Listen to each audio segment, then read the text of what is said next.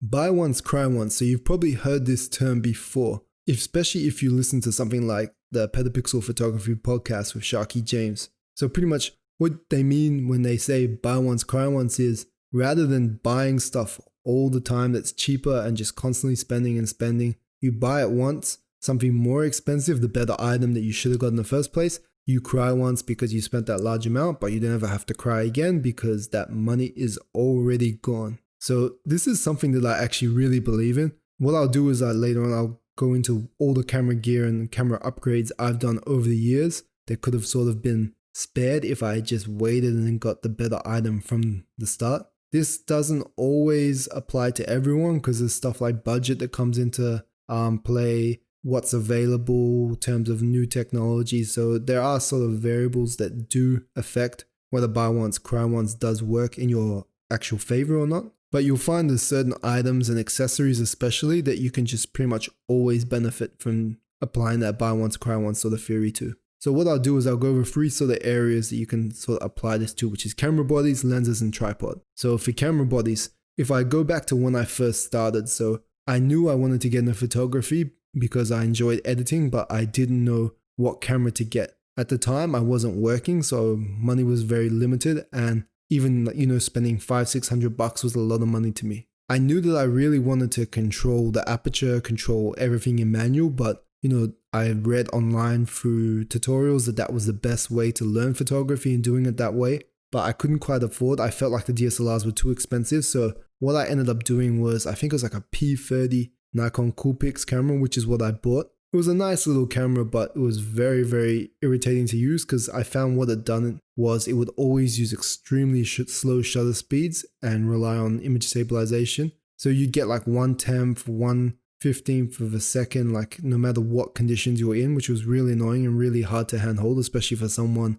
that is not the steadiest. So obviously I can't remember how much I spent on that, maybe up to $400 on that. And used it for a while, but it was just so annoying, so limiting, so frustrating, making it harder to learn because I wasn't able to control it manually. So what I ended up doing, researching more and more, and then I found this, eBay store. It was a gray market camera, but I ended up buying or finding that the 550D kit was only about $550, which although 200, especially when you're on a budget, 200 can be more, 250 can be more, but it was so much better compared to what I currently had. So I ended up, just managing to sell that camera, make some money back, barely anything, of course, only like 100 or 200 back, and then ended up going for the 550D. Funny story on that, now that I just remember, I originally could have got a refund for that camera initially in that first 14 days, but I don't know why I listened to her. My girlfriend was like, nah, it's okay. You enjoy it, you get to like it more, don't worry, just who cares, don't return it, just keep it. And of course,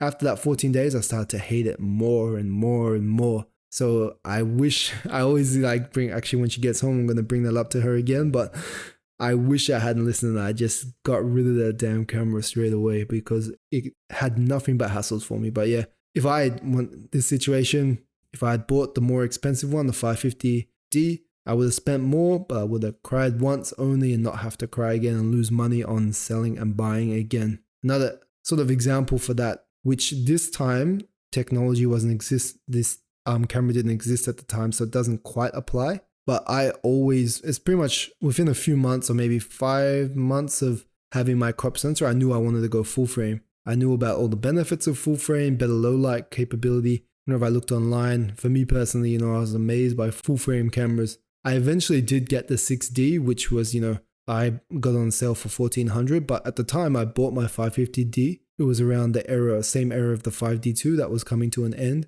and there was no such thing as a 6D at the time, so, that wasn't an option. But for me, if I was starting out now, most people do generally go to a crop sensor body first, just, while they learn, which in all honesty can be a good thing because if you just want to try photography, not sure if you like it, you're better off getting something cheap that you can actually use, like say an M50 or they're not even that cheap, M10 kind of thing, something you can shoot in manual, change lenses on and see if you actually enjoy. If you don't enjoy it, there's not much money lost if that just sits on the shelf. Whereas if you do enjoy it, then, that's where it's sort of not as better value because you could have bought something better from the start. One thing to keep in mind though, the used photography market is really good. So say you did go straight to something like just go back in time, to a 6D Mark II or 5D Mark II. If you can afford it, you can buy it, you can probably sell it for less money, like less of a loss than you would if you bought, say, back then, 600D, 700D, sold that, then bought the 5D out of pocket. It would probably work out the exact same as if you bought the 5D from the start and sold it secondhand in good condition, that is. With bodies, I feel like if you're definitely into photography, you're going to continue to do it. Buy once, cry once. Just get the better body, get the full frame body, get all the full frame gear, and don't actually have to worry about all that hassle. Because if you do change your mind later on, there is a great buying used market there that you can actually just take advantage of and get a decent amount of money back for.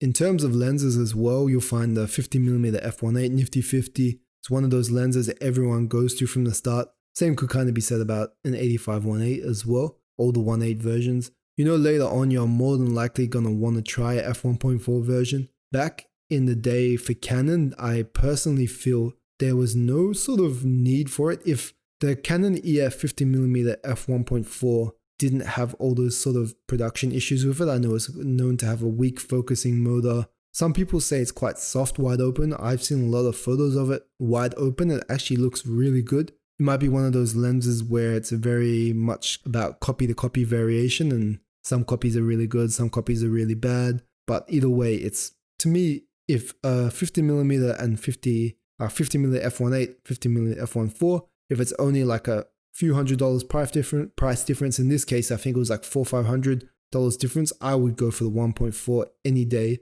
over the 1.8 from the start. That way you can sort of learn with that lens, grow to love it more, use it a lot more, and don't have to have the hassle. Myself, I went for Nifty 50, used it for a while. Eventually, I wanted the f1.4. That's when I went for the Sigma 50mm f1.4 EX lens. This was prior to the Art series. I absolutely love that lens. I still kind of miss that lens, and I occasionally look online for used ones. I have seen a few, and I've been tempted to buy it, but I'd be using it with the MC11, not directly. It's not a native lens, so I sort of can't be bothered. I barely use a 50mm anyway, so it'd be a bit of a waste of money on me too. And the third one, which was tripods. Now, this is the one that I feel is most beneficial to buy once, cry once. Now, when it comes to tripods, most people you'll find will just get, because they think they won't need it that much, get the cheapest one they can find. Now, that is usually, there's this one on eBay. It has so many different brand names. I think Amazon Basics or whatever does it as well. It's the exact same. It's like a pan head, not an actual ball head tripod, but it's cheap junk. It shakes so much. I remember I gave my old one to my friend and I felt so bad because his shots were always so blurry and he didn't know why. I was like, oh, it's the tripod's cheap, but it's a free tripod. But a tripod is something it's like an investment, and there's so many good budget options now. Well, not so much, I wouldn't even say budget, because budget you sort of associate with cheap, but there's cheap but excellent options like Sura. Their tripods are amazing. I used to have the Manfrotto 055 X Pro B tripod.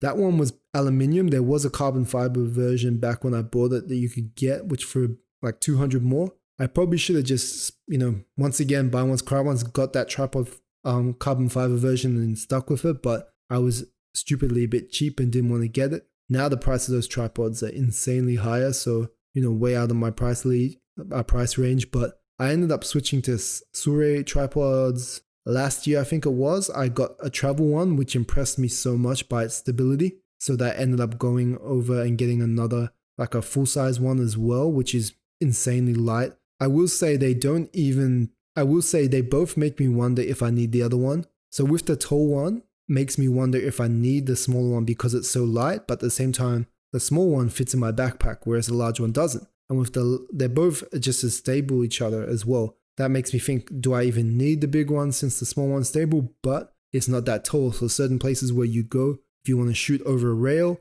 the small one may be too short to reach up over that rail. So if you're doing normal landscapes where height isn't an issue, the small one, the travel tripod, is amazing. Despite being super stable and carbon fiber, both of these are only around, I think I paid about $250 or around $200 something for the travel tripod. And for the larger one, I can't remember the model names to be honest, I paid around $500, $400, $500, maybe around there for that. They're not cheap, but carbon fiber tripods are so much lighter, so much more convenient, and they will last you a long time. For someone like me that's like a still life photographer, especially in cityscape and pretty much mostly on the tripod, it's something you really do need to spend the money on and, make good use of. This could go the same for something like an L bracket as well. So you can get L brackets cheap off eBay, but what you have to remember is anything with screws, nuts, bolts, they're often likely to use cheaper ones of those. So the metal might be as good, but all those screws might be cheaper. It might not seem like much, but you'll find over time the threading will wear down,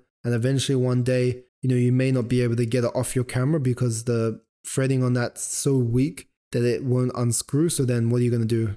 Have to send your camera to somewhere to have them take it off. It's going to cost you so much money just because you're that cheap to buy a good one. If your budget doesn't allow it, then obviously you get what's best for you in your budget, but sometimes you're better off just saving up that a little bit longer, spending that little bit more and just getting it rather than having to go through that hassle. So I hope this helped you. Hope you can relate to it and you've been through that situation where should I just buy the more expensive thing or should I get the cheaper one? If you are in that situation and you can afford to get the more expensive one, but you don't think it's worth it for now, trust me, just go for it. Just get it. You're going to end up buying it later on and regretting it when you buy the cheaper one and not happy. So rather than waste your time, waste your money, from losing money through a resale, just go get that item, make yourself happy, get out there and shoot and be happy.